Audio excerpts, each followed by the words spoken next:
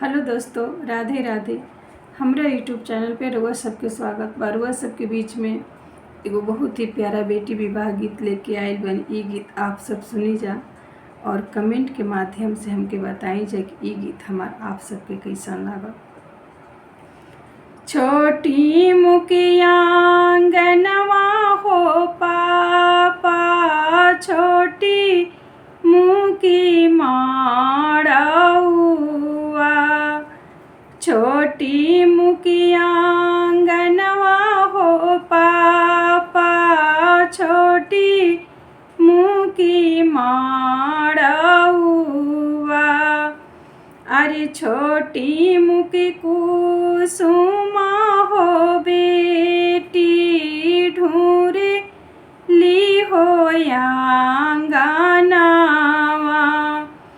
अरे छोटी मुखी कुसुमा हो बेटी, ढूंढे ली हो आंगनवा।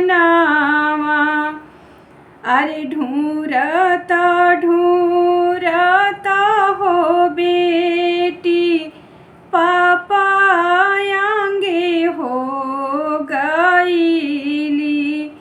अरे ढूंढता ढूंढता हो बेटी, पापा आंगे हो गईली। अरे ससुर मोरली अइले हो पापा, पितर के गहनावा। अरे ससुर मोरली अइले हो पापा, पितर के गहनावा।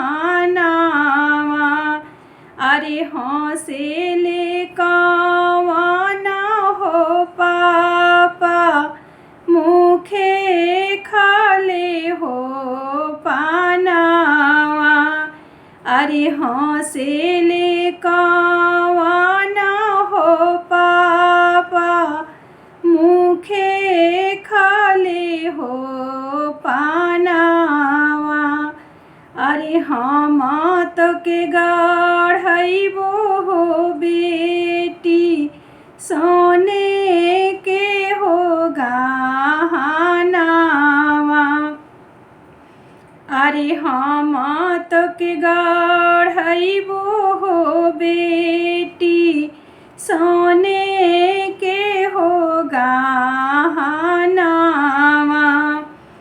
अरे छोटी मुखिया आंगनवा हो चाचा, छोटी मुखी माड़ौआ।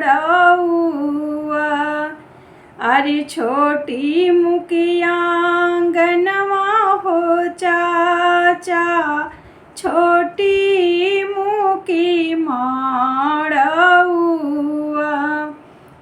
अरे छोटी मुखी कुसुमा हो बेटी, ढूंढे ली हो आंगनवा।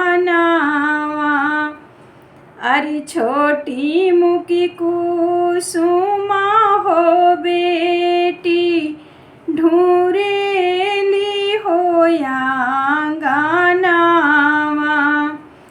अरे ढूंढता ढूंढता हो बेटी, चाचा आंगे हो गईली।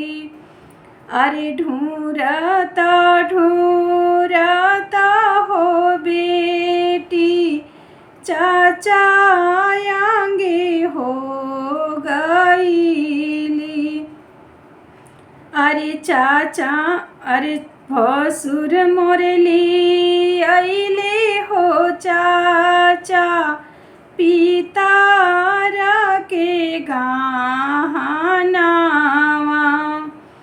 अरे भसुर मोरली अइले हो चाचा, पितर के गहनावा। अरे हंसेले कवना हो चाचा, मुखे खाले हो पानावा। अरे हंसेले कवन हो चाचा मुखे खाले हो पानावा।